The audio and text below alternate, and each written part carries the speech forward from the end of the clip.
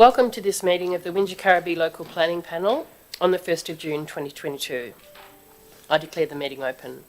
My name is Julie Walsh and I'm the chair of today's panel.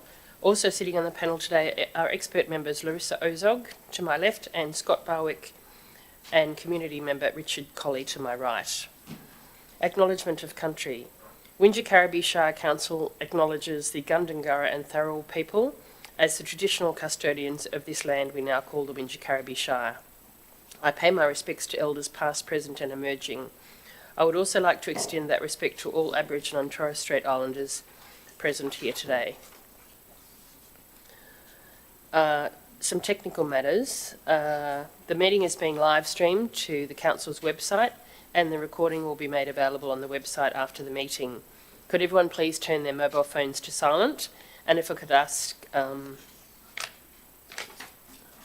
that's it. There are no apologies. Declarations of interest. I declare a significant non-pecuniary interest in item 6.2, 10 Hume Highway, Berrima, as I was a member of the local planning panel which refused the previous DA on the 7th of July 2021. I'll take no part in the deliberation and determination of that item, and Scott Barwick will chair the meeting in respect of that item. Larissa Ozog has declared a non-significant non-pecuniary interest in items 6.1 and 6.2, as she is a member of the Wollongong Local Planning Panel, as is the applicant's planning consultant, Scott Lee. She has never worked with Mr. Lee other than occasionally sitting on the Wollongong Local Planning Panel as a member with him, and has no other relationship with him, and in those circumstances will participate in both items. The procedure for the meeting is the operational guidelines are on the Council website. Panel members have read the business paper, inspected the sites and received a briefing from Council staff. We'll hear from registered speakers, objectors first, followed by applicants' representatives. Generally, each speaker is limited to 3 minutes, but that may be extended at the Chair's discretion. In respect of item 6.1, as there's only one speaker speaking on behalf of the objectors, I'll give him 5 minutes. Once a speaker has spoken, they will not be permitted to speak again unless it is in response to a question by the Chair or another panel member. When we've heard from all speakers, we'll move into closed session to deliberate, and we'll return to the public meeting to announce our decisions, and that will be live streamed. The minutes of the meeting should be placed on the Council website within 2 business days. So if we could start with the first item, 6.1,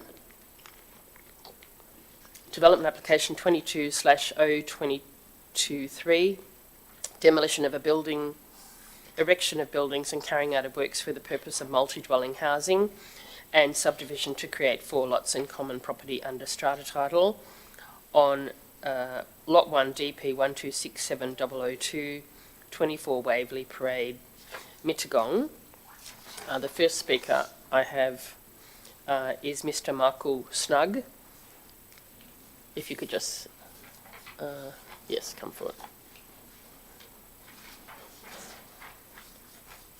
So, Mr. Snug, I was going to give you 5 minutes and then there will be maybe some questions from other panel members. Thank you. And it's SUG, S-U-G-G. Oh, no N. Okay, thank you.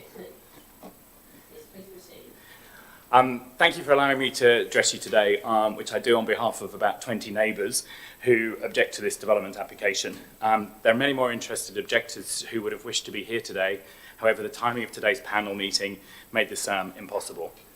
On behalf of the community, we'd like to state we're not against development per se, and we consider we are being reasonable about this, but we are not in agreement with the process and how this change in our community is affecting us without proper consultation. It appears from the paperwork presented that the Council have already made a decision on this without proper and full consultation with the community. Community's trust in the sincerity of the Council's assessment process is at an all-time low. The pervading view is that Council prioritises the goals of developers and the generating of Council revenue through development fees over the concerns of local residents and the Council's own stated development objectives. This sentiment is not unfounded. We understand that Council put in place development control plans as minimum requirements for development applications to meet. In the assessment of this DA, Council must not apply flexibility outside the bounds of their own development objectives. Council development controls were put in place for a reason. They should and are not negotiable. Otherwise, why have them? We firmly believe that the development application for 24 Waverley Parade should be rejected, as it displays on multiple accounts complete disregard for the Council's own development objectives and controls.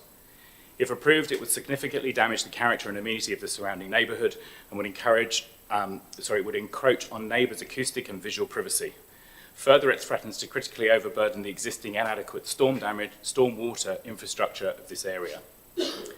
We feel that the views of local residents have been ignored by Council's recommendation in this report, which we were only given the sight of 6 days prior to this meeting. The videos presented by us previously of the storm damage and the drainage damage alone to neighbouring properties should demonstrate there is already a major issue in the vicinity, and the actual effect further hardscaping of the land will have to the amenity should not be in doubt from these videos.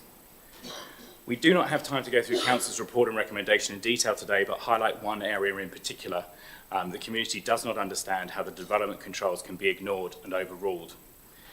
C3.2.2 specific controls for site amalgamation and minimum frontage requirements require the site frontage minimum being 25 metres. The site frontage is 22.25 metres, therefore immediately fails the control. This is not a battle axe block, therefore less than 25 metres should not be considered. The Statement of Environmental Effects as a supporting document mentions the 25 metres as a DCP guideline, which is incorrect. It's a specific control. It also fails C3.2.2c. The density of the development results in a very low level of amenity, or affects the amenity. The only development on this land with a site frontage of 22 metres that Council should consider is a battle axe block. This would be consistent with other large blocks in Waverley Parade, which have had single dwellings developed at the back of the land. The proposed development clearly wishes to maximise the number of houses on a plot for what can only be presumed is for financial gain for the owner, developer and council. This DA has gone through so many iterations to try and attempt to squeeze it into the minimum requirements of a site. There are so many grey areas and fine lines. We feel that this should not be decided by council and developer, which it appears is occurring, and that more consultation is required by the community. As such, we're not confident that an opportunity has been given for independent review to check all these measurements into the effect of the local amenity. In closing, there is a lot of community objection to this development and to development of this size, which will affect the local amenity. Local amenity is an area of outstanding natural beauty and nature. People move here for a reason, a quality of life. This is not Camden, Campbelltown or Mossvale development areas. Previous developments have pushed through with no consultation to the community.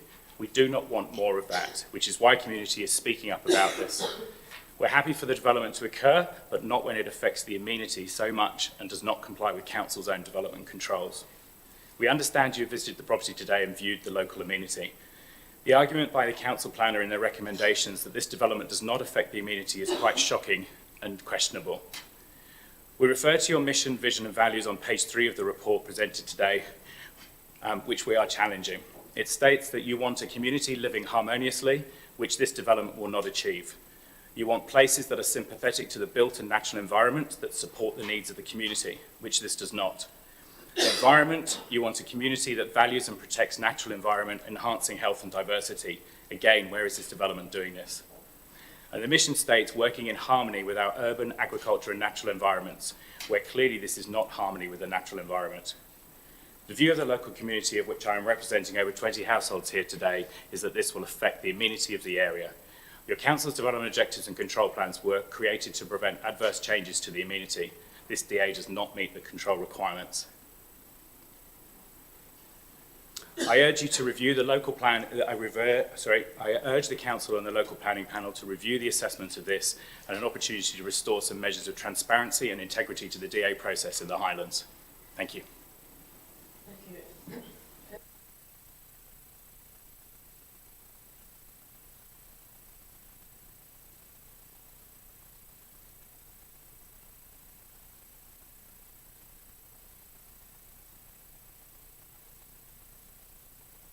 Yes, Madam Chair. Just if Mr. Sugg could just draw out the concerns of local amenity. I mean, it's a very broad. Is it privacy? Is it overshadowing? Character, loss of landscaping? Just to get and understand what that is. And a second one, just on the consultation. So it appears from the report there was 2 periods of notification, there was the original application and the amended application. Is the concern that it wasn't notified far enough? Just to understand what that concern is, just those two questions. Thank you. To address the latter one, I think the concern is that we're allowed to put letters of objection in, but then we get nothing. We've had one meeting, I think, with council, which was great, but I don't think that the perception of this particular sort of conclusion that's been presented in today's meeting, no development planner or spoke to us about this as well. And obviously we know there's been some communication between the applicant and developer there. So we're just concerned about that aspect of the process, that we don't feel we've had an opportunity to see this and consult about it. To answer your earlier question about the amenity, the amenity, I would say tick all of the above of what you mentioned. It's affecting everything. We have no objection to development occurring, but it seems that this is trying to squeeze as much out of this land as possible, which is not in keeping with the development controls and the objectives of medium density housing in the area, which we know we've got to come to an agreement with, but we don't feel that council is coming to the community enough to talk about this. You're squeezing sort of figures around and changing the plans to try and fit 4 properties in, 2 of which are 2-storey, 3-bedroom houses at the rear of the property. This is an area of outstanding natural beauty on fairly sort of reasonable sized plots of land. In your back garden, you expect to be able to sort of have privacy and not have somebody looking into the rear of your property, which is what a double-storey dwelling at the rear of everybody's property will do. We've read some of the recommendations from the council on that one as well, and couldn't believe that it was being sort of adhered to, saying that lights and noise of traffic and having a driveway up everybody's back gardens and the lights of people's houses and bedrooms looking on to people's privacy and security lights, etc., are not being taken into consideration where this is concerned.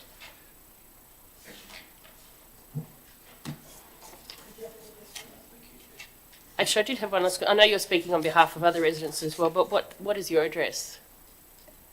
18 Oxley Drive. 18 Oxley. Yeah. Thank you. I think that backs onto the side of the property. Just seeing. There it is. Yep. Yep. Okay. All right. Thank you very much. Thanks. So we have Mr.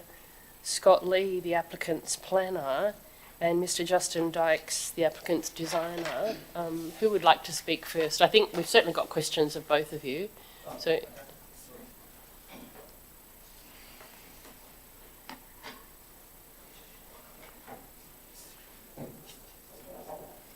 Thank you. So, Mr. Lee, did you wish to address us first? Thank you, Chair. Panel members. No, other than to say that obviously we're supportive of the council's report and recommendation throughout the assessment process. We have been keen to address directly all of the requirements of council requests for whether it be additional information or some redesign, and that's reflected in the final plans before you, and led us to a recommendation for approval. We think it's a very modest scheme on this site, and certainly in general compliance with all of council's planning controls, and importantly also supportive of council's strategic planning objectives of reasonable infill residential development, and that's stated policy of council, position of council through its adopted local housing strategy. So we think that that's an important point to make. So we're quite pleased we've got to this point with a recommendation for approval, and Justin and I are happy to take any questions. Thank you. Ms. Ozo, would you like to go first? One of the issues I had when I went out on site was I think they describe it as the Cedrus deodora, the large pine tree at the front yard. And I think that your arborist report acknowledges it's a very significant species. My concern is, why didn't you consider that in your design? And I think you can actually design around that tree, because we couldn't, it doesn't form part of the permit for removal, so you'd be removing the tree under this application, from what we understand. So my concern is very much around that tree and the significance of the tree. It is quite a beautiful species, and it's in the front yard. And yeah, so that's my first question. And do you want me to go to the next ones, or do I you guess want if we could answer that firstly. Looking at the trees and the landscape plan that we've provided, the buildings are actually set behind those trees. So I can't speak on behalf of the arborist right now, but I believe that their information would be enough to, answer any concerns there. We did actually have, the setback sufficient enough that we could keep as much vegetation as possible, because we wanted to have that keeping of the streetscape. So in saying that, we couldn't keep it, I can't be clear, because that's an arborist, yeah. I guess the issue is, you just said keeping as much of the vegetation, and it seems that the only tree that's not going, after the trees that have already been approved under the permit, the only one that's not going is the liquid amber tree in the front, the council verge.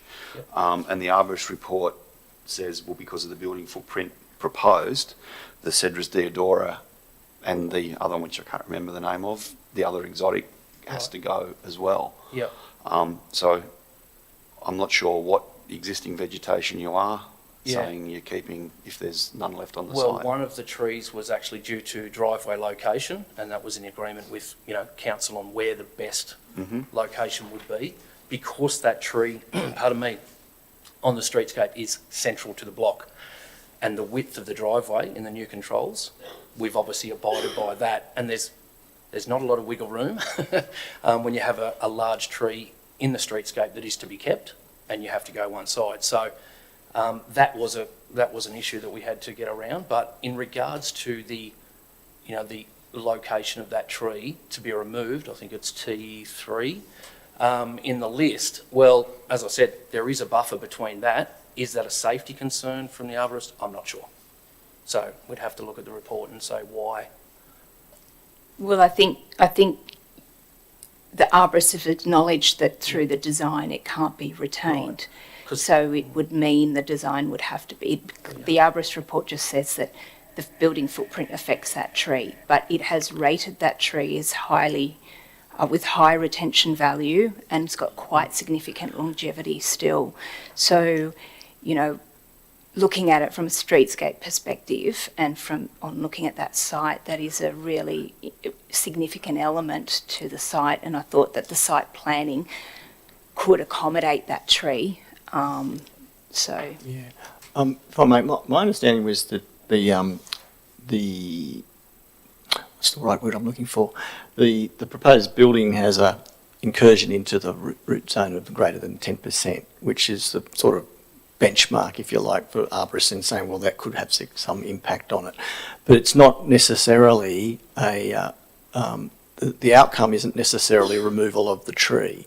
It may be that it requires some additional or different design footings in particular of how you treat that or go about route mapping and all those sorts of things. So I don't think it's, that was my understanding. Certainly if you look at the plans, the bulk of the tree or the root, what you expect to be the root zone of the tree is well outside of any building area, but the incursion into the root zone is slightly more than the 10%, which triggers the arborist's comments about, well, you may have to remove the tree.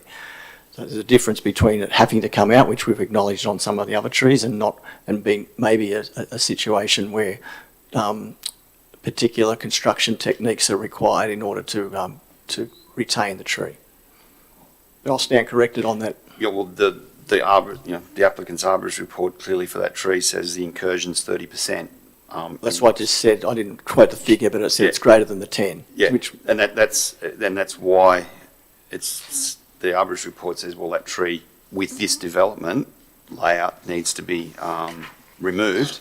And I guess our question is, you've got an attached dwelling typology to the rear of the site. Had there been other alternatives considered that might increase the setback from that tree as an example to allow it to be retained? Had that been considered? Well, absolutely, yes. One of our first set out locations would have been to compress, dwelling 3 and 4 a little bit closer together. We actually did allow the second visitor car parking space, which was a sort of contention as well as to whether or not it was needed, because we do have quite a lot of driveway area and parking area, which is part of the new controls. So, yes, we could move those together, and that would make the front building to the street be able to shift back further and possibly be outside that zone. So, yes, but we would need to look at the visitor parking. Sorry, keep going. Yeah, okay. So, all right, so we'll take that into consideration. So I just had a few just design issues. So one was probably a clarification. The elevations for the 2-storey component at the back show the floor to ceilings at 2.7. 2.74 on the elevations, but I think on the sections it's 2.44, which I think is right going off the RLs. So I just wanted to clarify which one is correct. Okay, and it should be the section is the overriding, because I do believe we had a reduction in that to try and keep it, the height as low as possible. Right, okay. So I'm just looking at elevations. Okay, and then working back off that, what then is your floor to ceiling on the ground floor? Because it's shown as 3.0, but that would include, that's floor to floor, not floor to ceiling. If I can just clarify as well, because my elevations in the current set do actually show 2.44 for the ceiling height in the rear elevation. For both? Yep. So I've got... Maybe we've got a superseded. Ours is... Is yours? It's 3. It's just the same as mine because I got it off the report. Yeah. It says 2.44, but then you go down to the... Yeah, and the dimensions. East elevation, The dimension's not updated. There is an offset of 300 mil, so they absolutely are 2.4. Okay, so both Yep. is 2.4. Mm-hmm. Okay, and I wanted to double check, the staging plan, is that still, no, you've removed that because that's what, right. And the only other thing was the internal layout of the ground floor of the 2-storey component. Yep. I thought it's quite tight for a bigger dwelling, particularly the ground floor living dining area. But in particular, the fact you don't have any, visitor bathroom downstairs, you have to rely on going through the ensuite for that space. Yeah. So the living space upstairs, as you can tell, when you go upstairs, it is quite a large extra living space upstairs. That is to pick up that north-facing, living facing back to the street. So there's a bathroom upstairs, there's a living upstairs, So you wouldn't be relying on the ground floor living dining space? It's a kitchen, dining, sitting area, and Not there exclusive. is a quite, not exclusive, it's obviously depends on how you want to use it. Yeah, okay, right. All right, thank you, that was it from me.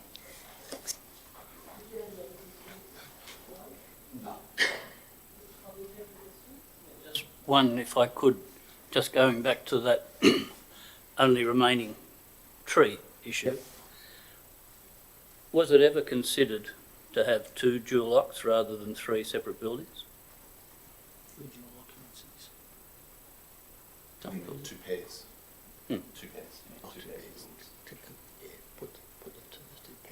Yeah, I don't think there was, to be honest. No, I think it was more the fact that we thought with the size of the dwellings that were designed there, we'd have more than sufficient with, the amount of driveway needed, visitor parking and things like that. No, there's a possibility of doing that, but then obviously you still need to find space for, visitor parking and with the new driveway widths. So yes, they could be connected, but the visitor parking could simply be moved to the other side of dwelling 4, if 3 and 4 were joined. and then you're going to have pavement over a root base. Probably less than 10, more like your 10%, not your Yeah. 30%. Yeah. Possibility to, push them both back together and do that. But it's also, more about private open space per cottage rather than a back-to-back. Yeah, thank you. Okay, if there's no more questions, thank you very much. We'll consider this matter in closed session after the next item and then come back to announce our decision. You might as well stay there, Mr. Lee. The next item, 6.2. I will now leave the chamber and Mr. Barwick will chair the meeting in respect of that item. Thank you.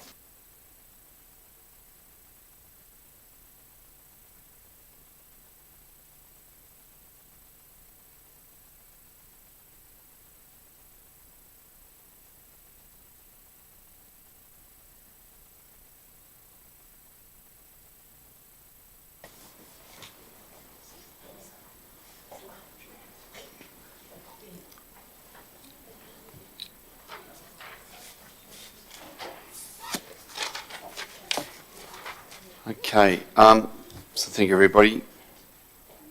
Is there any, we'll move on to item 6.2, which is for development application 220712, which is for the subdivision of land to create 2 lots on land legally described as Lot 1 in DP 258420 and known as 10 Old Hume Highway, Berrimah. Just check, is Mr. Lee the only registered speaker on this matter? Okay, Mr. Lee, the floor is yours. Thank you, Mr. Chair, panel members. Yes, this is the second time round for this particular proposal to subdivide the subject property. And again, I'm pleased to recommend to the panel the council assessment report that recommends approval. The application is fundamentally exactly the same as the first application that was refused. However, when we relodged the DA, we supported it with some additional heritage consideration from Dr. Caroline Cosgrave to address the issues that were raised as concerns in the refusal notice particularly. We did not go as far as submitting house designs because it's an application for subdivision. It's not an application for a dwelling house. And even if we were to put house designs in as supporting information, they'd have no status and wouldn't preclude an applicant at a further point of time putting a different application for a different dwelling house. So we relied on the comments from the heritage report and the fact that any future dwelling here would be the subject of a development application and need to be assessed against the provisions of the Berrimah DCP, which contain quite a number of design-related guidelines and controls to ensure an appropriate outcome. So the recommendation before you is for approval. We support that. The subdivision itself is completely consistent with the provisions of the local environmental plan, which have placed a split zoning on this property, and the applicant seeks no more than to subdivide the land in accordance with the LEP provisions, the LEP map and the LEP provisions. A future house, in our view, would sit neatly amongst the I think it's 5-6 houses along the Old Hume Highway as you enter Berrimah from the Mittagong end. And as I've just said, the design of that would be subject to a future development application. So as far as the subdivision development application goes, we think it's completely consistent and we believe it should be approved. Happy to take some questions. Did you have any questions, Ms. Ozol? I had just a couple of questions. So I've just had a look at the previous reasons for refusal, and I understand that some of them have been addressed. You've got the heritage report, one of the concerns is still obviously council's heritage officer is not satisfied with the scheme because they still have heritage impact issues and kind of the, so I don't know if you've got anything further to say about that. I was provided with those comments and provided a response back to the assessment officer about that. I mean, the short answer is I don't believe that those concerns necessarily reflect the situation and don't necessarily reflect what might happen with a development application for a dwelling. I'm probably at pains to keep pointing out that the subdivision is simply a direct response to the planning controls council put in place. The council gave the site the split zoning. The council put in place the provisions in the LEP that allows people to deal with split zoning lots. And that's what we've sought to do. The consequence of that is one larger rural property accessed off Wilkinson and has a dwelling, which already has a dwelling upon it. The smaller residential property is no more than the residential zoning and will sit amongst a number of other existing residentially zoned small lot properties along the frontage of the highway. I don't understand how in any way that could be inconsistent or detrimental to the heritage values of Berrima. And that's what you're dealing with there. It's in the heritage conservation area. I don't understand how that outcome would be detrimental to the conservation area. It will simply be, it could be rather, if the wrong house is built, but we're not talking about a house, and the house, any application for a house will be the subject of its own assessment process, and council will control that. So even the point about access, all of there's driveways all along there. So even the concern raised by the heritage officer about a driveway not being somehow out of character, that's not true. The vegetation on the site is not in any way particular. The application has been put forward with a dwelling envelope. The dwelling envelope is what the neighbour wants, in fact, and there was talk about pushing the house further back into the site. The adjoining property owner, particularly to the south, does not want that to happen because that would then impede more so on the rear yard amenity of his property as he looks out across to the north across the rural land, which is the rural zone portion of this site. So pushing the house back there is detrimental to the adjoining property owner. So having a house in due course that is in alignment with the other houses directly off the highway seems to me to be the most appropriate outcome in terms of keeping a rhythm to development as you enter Berrima, and it's completely compliant and consistent with the planning controls of council. Yeah. Well, I'd probably disagree to say completely consistent because the DCP does provide opportunities for a different arrangement and different subdivision arrangement for that site. Again, I'm not too sure that's true. I mean, but if the DCP has attempted to do that, it's in conflict with the LEP, and I'm not too sure that that's really would be the appropriate outcome. I guess I'll jump in there because it's related. Sorry. Had you considered a subdivision application under 4.2C subclause 5B, which talks about the split zones, and it seems to be the mechanism or the pathway that was perhaps contemplated by the DCP provisions about coming in from, or even just broadly coming in from Wilkins Avenue, and that way you wouldn't have the issue of the additional driveway and any impact on vegetation. Had that kind of configuration about access been considered? We didn't consider that prior to lodgement. That's not what the applicant wished to achieve. That's been discussed since. It's still not the preferred outcome for any number of different reasons that the owner of the property has. It's certainly possible, to have a driveway entrance off Wilkinson and a right of carriageway along the rural portion of the site to the rear of the residential portion. And that would eliminate the need for an additional driveway onto the highway. Now that, in my mind, would be a very a stronger argument if there was no other driveways at all along the highway, but that's not the case. We're not introducing something that's not already there. It's one more of a number that already exists. I think that's probably the distinction I would make.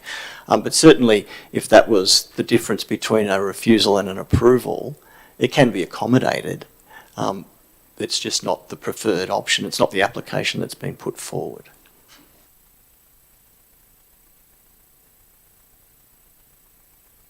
Mr. Colley, any question?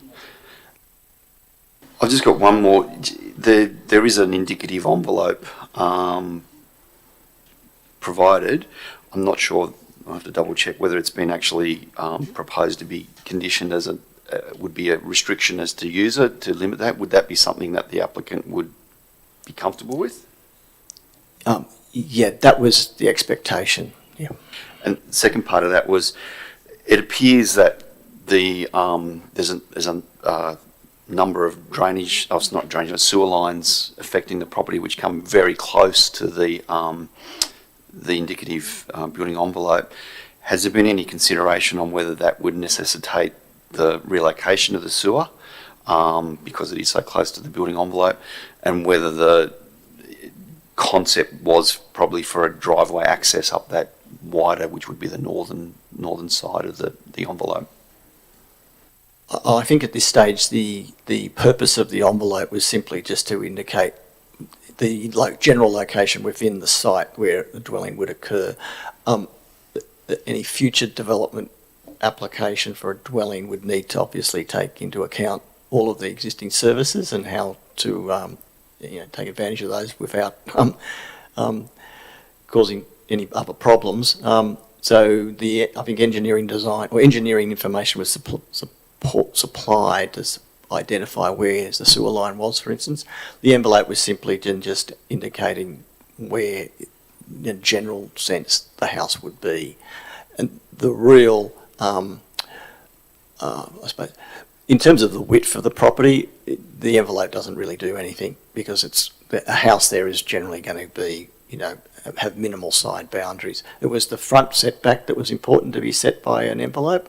And like I mentioned before, at the rear, there's a practical reason why it couldn't be going any much further, but there was a consideration of what the neighbouring property also thought was fair and reasonable, so we didn't push it right to the rear. And perhaps an unfair question because I haven't seen it. In the discussions and backwards and forwards with the application, has there been any confirmation that there is actually capacity for the site to be serviced and tap into the sewer that you're aware of? My understanding is certainly that's quite achievable. That was part of the purpose of the having some of the overview from a civil engineering point of view about what the driveway might be designed and where are these services. So my understanding is it's certainly capable. Thank you. If we don't know of any questions, that's it. Thank you, Mr. Lee. I think that's the end of the public session for the moment. We'll now close the meeting and we go into deliberation, and we'll return when we to announce our decisions, and we'll leave the chamber and do so. Thank you.